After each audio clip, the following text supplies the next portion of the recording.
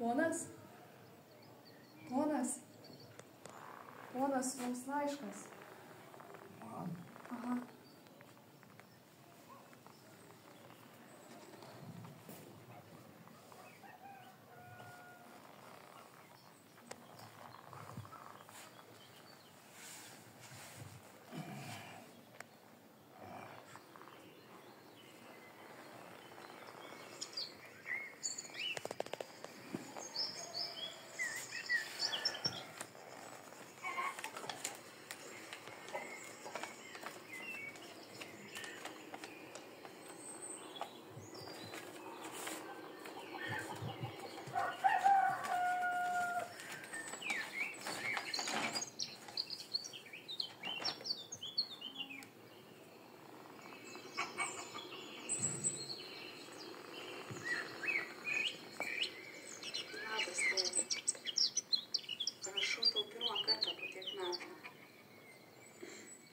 Nežinau, nuo ko pradėti, nes tarp mūsų 20 metų tuštumos.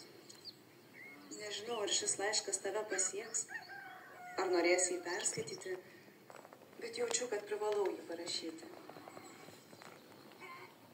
Prisimenu vaikystę.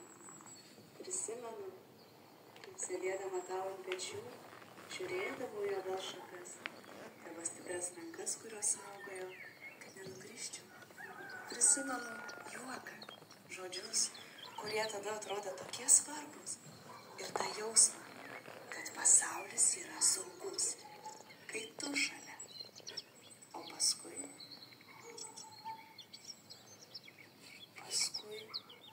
viskas dingo, staiga ir tyliai. Mama jau išėjo, jos nebėra.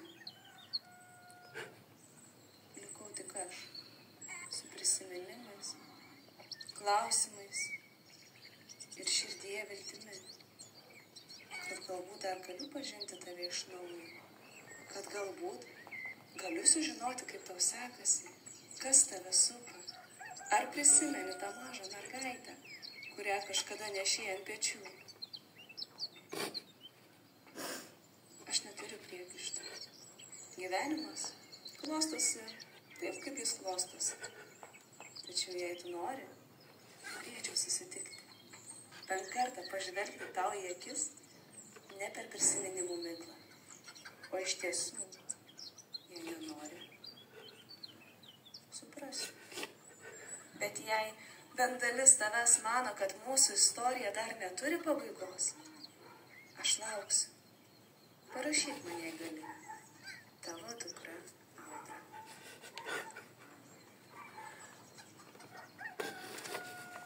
Atsiprašau, broli.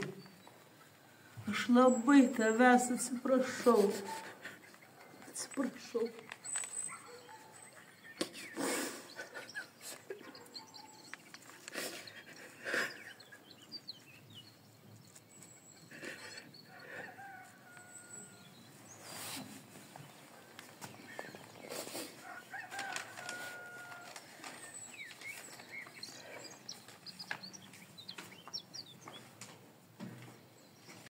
Tai, žodžiu, kaip supratau, pjesė jau ir rašys su tokia pabaiga. Taip, su tokia pabaiga.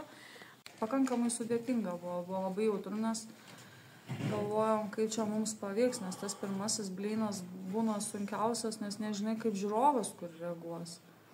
Ir dar kitas dalykas, kad neusižaisti su to žiūrovu, kad jį nereaguoti į jo kažkokius tai netikėtas reakcijas.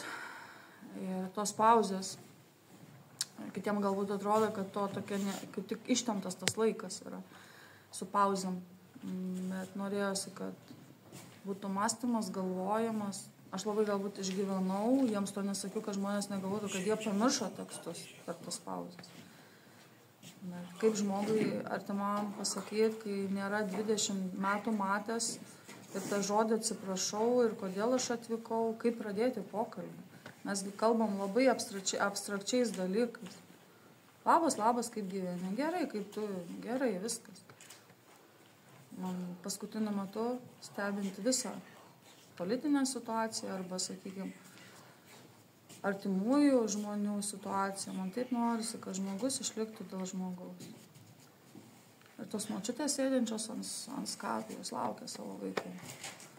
Aišku, kai sako, dabar mamos, močiutės yra kitokios, bet yra ir tos laukiančios. Aš nemanau, kad kažkas labai stipriai pasikeitė. Vienatvės pojūtis, jis yra net ir pas jauną žmogų.